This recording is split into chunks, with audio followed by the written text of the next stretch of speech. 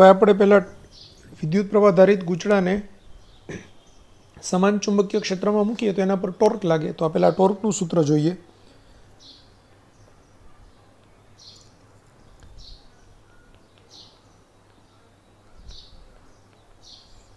નિયમિત ચુંબકીય ક્ષેત્રમાં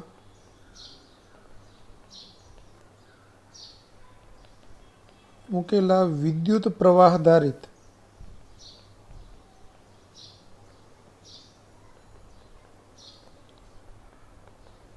ગૂંચળા પર લાગતું ટોર્ક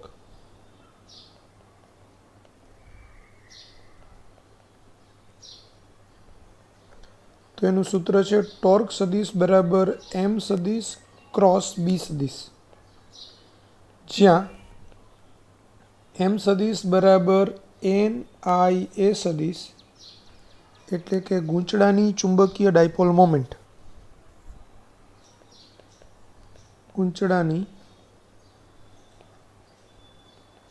ચુંબકીય ડાયપોલ મોમેન્ટ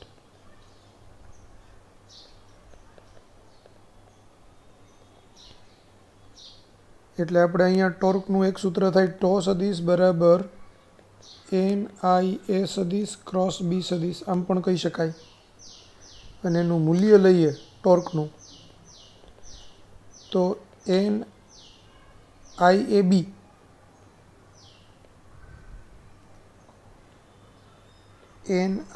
એ બી સાઇન થીટા થાય, જેને ઘણી વખત આપણે યાદ રાખવા માટે ઇઝી પડે, બીના સાઇન થીટા, બીઆઈ એને બીના સાઇન થીટા. તો ટો બરાબર બીના સાઇન થીટા મૂલ્યમાં, બરાબર, જ્યાં થીટા બરાબર એ સદિશ અને બી સદિશ વચ્ચેનો ખૂણો.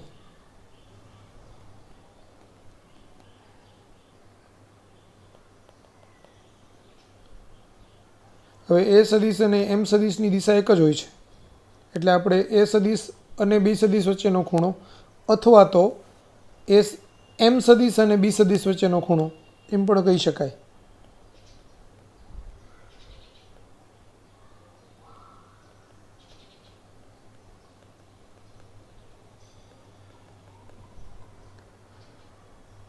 જો થીટા બરાબર 90 અંશ હોય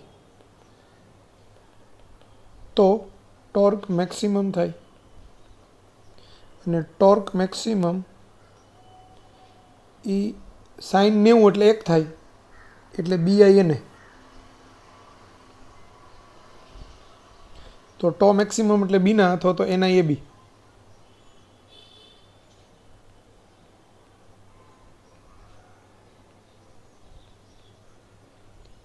બરાબર.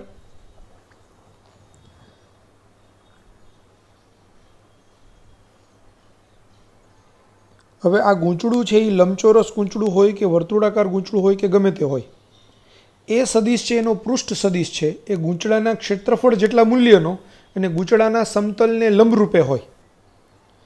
બરાબર.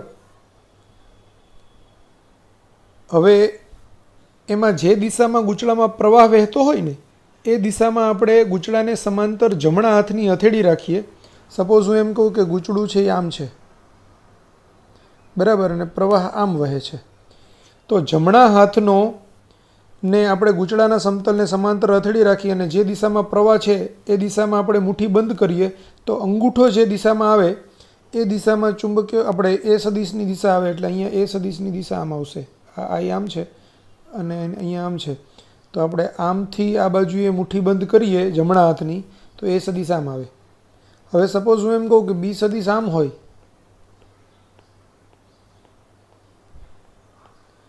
તો હવે આપણે ટોર્ક સદિશની દિશા એ સદિશને સમાંતર હથેળી રાખવાની અને બી બાજુએ મુઠ્ઠી બંધ કરવાની. તો એથી બી તરફ મુઠ્ઠી આમ બંધ કરો ને આ ડાયરેક્શનમાં તો ટોર્કની દિશા છે એ સમતલમાં અંદર જતી દિશામાં આવે.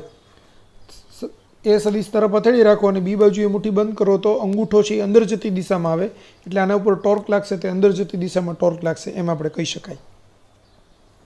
તો આ રીતે એના ઉપર ટોર્ક લાગે. ક્લિયર થઈ ગયું?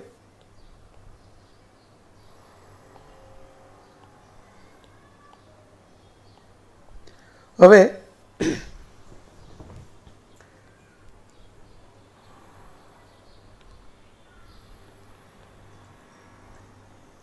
ગૂંચળા ઉપર લાગતા ટોર્કના આ સૂત્રની મદદથી આપણે ગેલ્વેનોમીટરનો કન્સેપ્ટ ડેવલપ થયેલો છે કે આ પ્રકારનું છે તે આમ ચુંબકીય ક્ષેત્ર હોય, એ ચુંબકીય ક્ષેત્રની અંદર વર્તુળાકાર ચુંબકીય ક્ષેત્રની અંદર આપણે છે એ અહીંયા એક નરમ લોખંડના નળાકાર ઉપર આપણે એક લંબચોરસ ગૂંચળું વીંટાળેલું હોય, બરાબર, અને એના ઉપર છે એમ કમાન આકારની સ્પ્રિંગ હોય ઉપર ને નીચે, અને એના ઉપર એક દર્શક લગાવેલો હોય પોઈન્ટર. તો જ્યારે ગૂંચળામાંથી વિદ્યુત પ્રવાહ પસાર થશે ત્યારે ગૂંચળા ઉપર ટોર્ક લાગશે. એ ટોર્ક અને આ કમાન આકારની અંદર ઉત્પન્ન થતું પુનઃસ્થાપક ટોર્ક એ બંને સરખા મૂલ્યના હોય, એટલે બંનેને આપણે કમ્પેર કરી શકીએ.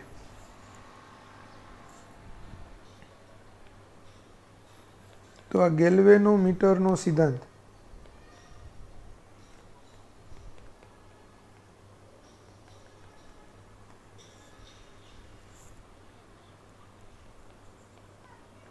પ્રવાહને કારણે ગૂંચળા પર લાગતું ટોર્ક બરાબર પુનઃસ્થાપક ટોર્ક.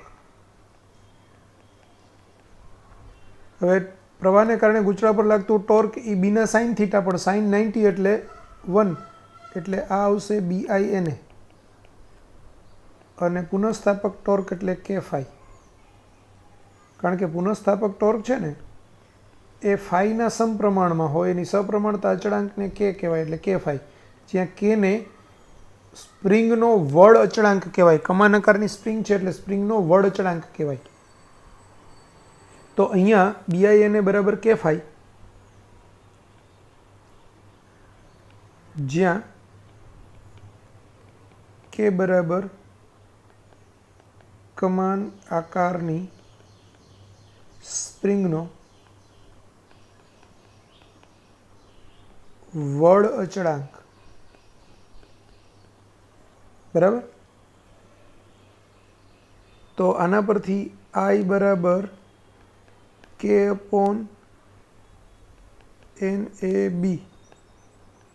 ઇન્ટુ ફાઈ થાય.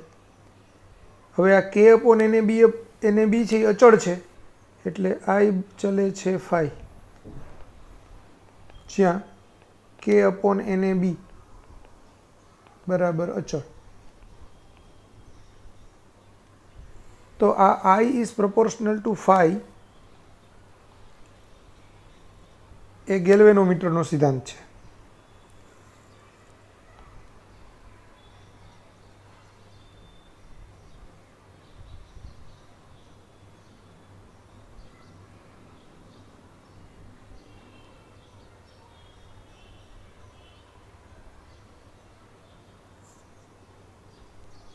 આ 4 સૂત્રો છે એ રેડ કલરથી કરેલા છે, તે તમારે ખાસ યાદ રાખવાના છે.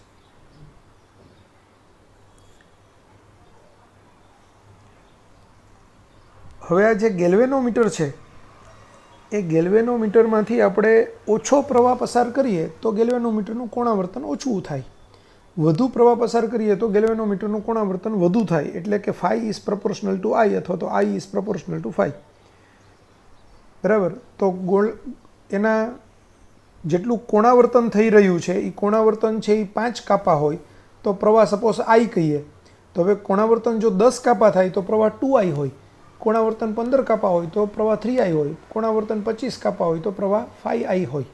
આવો મતલબ થાય I ઇઝ પ્રપોર્શનલ ટુ ફાઈનો. હવે ફાઈ બાય I એને ગેલ્વેનોમીટરની પ્રવાહ સંવેદિતા કહેવાય. પહેલાં આટલું લખી નાખજો સ્ક્રીનશોટ લઈને.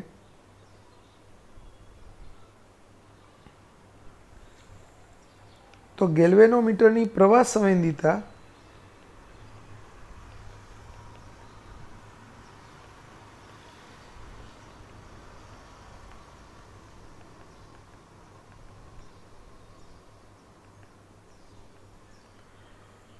તો એને એસ વડે દર્શાવાય. એસ એટલે ફાઈ બાય આઈ. એકમ વિદ્યુત પ્રવાહ દીઠ મળતા ગેલ્વેનોમીટરના કોણાવર્તનને ગેલ્વેનોમીટરની પ્રવાહ સંવેદિતા કહેવાય. બરાબર. તો આ ફાઈ બાય આઈ, હવે આગળના સૂત્ર પરથી આપણે ફાઈ બાય આઈને સૂત્ર ન કરતા કરીએ તો આઈ અહીંયા છેદમાં આવે તો એને બી અપોન કે થશે.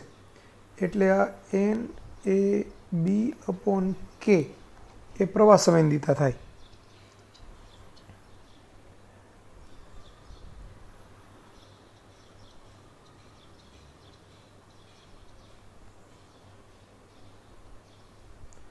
અને ગેલ્વેનોમીટરની વોલ્ટેજ સંવેદિતા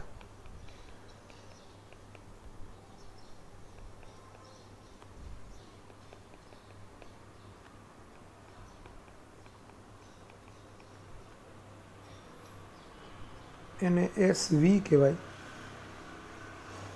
અને આ એસ અથવા તો એસ આઈ, તો એ ફાઈ બાય વી થાય. એકમ વોલ્ટેજ દીઠ ગેલ્વેનોમીટરના આવર્તનને ગેલ્વેનોમીટરની વોલ્ટેજ સંવેદિતા કહેવાય. પણ ફાઈ બાય વી એટલે ફાઈ બાય આઈઆર. પણ ફાઈ બાય આઈની કિંમત તો એને બાય કે, એટલે આ એન એ બી અપોન કે અને આ આર. તો વોલ્ટેજ સંવેદિતા એને બી અપોન કે આર થાય.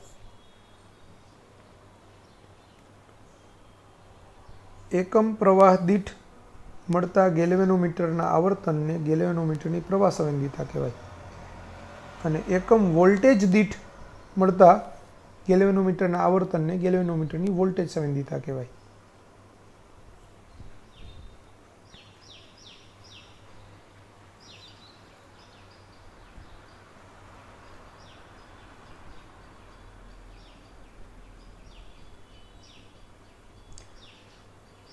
વોલ્ટેજ પ્રવાહ સંવેદિતાનો એકમ સામાન્ય રીતે ડિવિઝન પર માઇક્રો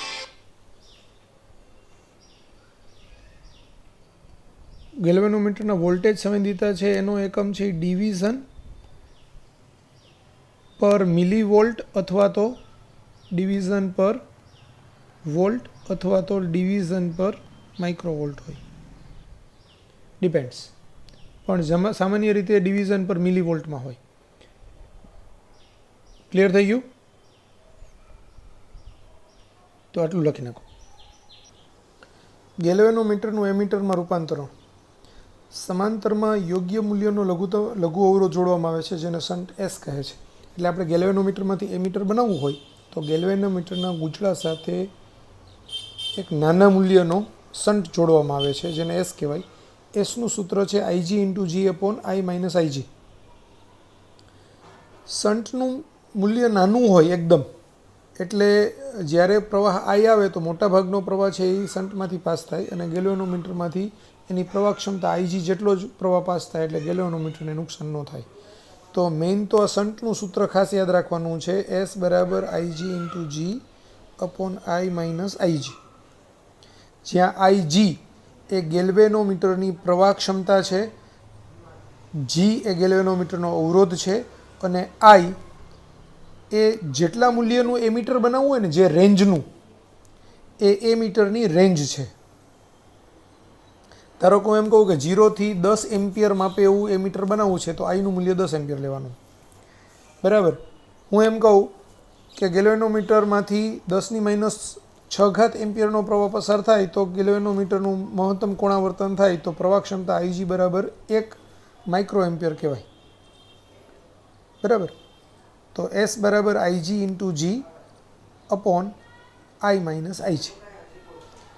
હવે ગેલ્વેનોમીટરની રેન્જ એન ગણી કરવી હોય તો એના માટે જરૂરી શન્ટ. રેન્જ એન ગણી કરવી એનો મતલબ થાય આઈ બરાબર એનઆઈજી મૂકવું. તો આઈની જગ્યાએ એનઆઈજી મૂકું, પછી છેદમાંથી આઈજી કોમન કાઢું, ઉપર નીચે ઉડાડી દઉં તો જી અપોન એન માઇનસ 1 આવે. એટલે શન્ટનું સૂત્ર છે એસ બરાબર જી અપોન એન માઇનસ 1. પણ ક્યારે? જ્યારે રેન્જ એન ગણી કરવાની હોય ત્યારે.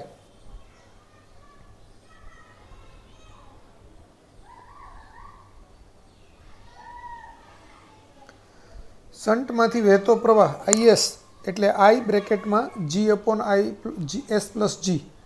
હવે સમજો, અહીં આકૃતિ મેં તમને બાજુમાં બતાવી છે. તો ગેલ્વેનોમીટરમાંથી આઈ પ્રવાહ પસાર થાય, એટલે સોરી, કુલ પ્રવાહ આઈ આવતો હોય એમાં એના બે ભાગ પડે. એક આઈજી જેટલો પ્રવાહ એ ગેલ્વેનોમીટરમાંથી પાસ થાય જેનો અવરોધ જી છે, અને આઈએસ જેટલો પ્રવાહ છે તે એસમાંથી પાસ થાય એટલે કે શંટમાંથી પાસ થાય. તો પહેલાં તો બેયના બે છેડા વચ્ચેનો પોટેન્શિયલ ડિફરન્સ સરખો હોય એટલે આઈજી ઇન્ટુ જી બરાબર આઈએસ ઇન્ટુ એસ થાય. હવે મારે આઈએસ જોઈતો હોય તો આઈએસ બરાબર આઈજી ઇન્ટુ જી અપોન એસ આવે, બરાબર. એક તો આ સૂત્ર પણ આવે આઈજી ઇન્ટુ જી અપોન એસ. હવે આઈએસના છેદમાં આઈજી બરાબર જી અપોન એસ, છેદમાં યોગ પ્રમાણ લેતા આઈએસના છેદમાં આઈજી પ્લસ આઈએસ, ત્યારે અહીંયા જીના છેદમાં એસ પ્લસ જી. હવે આ આઈજી પ્લસ આઈએસ એટલે આઈ થાય, એને હું પેલી બાજુ ગુણાકારમાં લઈ જાઉં તો આઈએસ બરાબર આઈજી અપોન એસ પ્લસ જી, આવું સૂત્ર મળે જે આપણે અહીંયા બતાવ્યું છે. ક્લિયર થઈ ગયું? અને અંશમાં યોગ પ્રમાણ લઈ અને આઈજીના સૂત્રનો કરતાં કરું તો આ બીજું સૂત્ર મળે. આ આપણે બે પેરેલલ અવરોધ હોય R1 અને R2, કુલ પ્રવાહ આઈ હોય તો R1માંથી વહેતો પ્રવાહ I1 હોય ને R2માંથી વહેતો પ્રવાહ I2 હોય, તો આપણે કેવું સૂત્ર લઈએ કે I1 એટલે I into R2 upon R1 plus R2, અને I2 એટલે R1 into I upon R1 plus R2. તો સેમ આ એવા જ સૂત્ર છે, કારણ કે સમાંતર જોડાણમાં જ છે, એટલે એ પ્રમાણે આપણે એને કરી શકીએ. તો આઈએસનું સૂત્ર થશે આઈ, અહીંયા જો એસ હોય તો અંશમાં જી આવે, જીના છેદમાં એસ પ્લસ જી, અને આઈ જી હોય તો આઈ બ્રેકેટમાં અંશમાં એસ આવે છેદમાં એસ પ્લસ જી.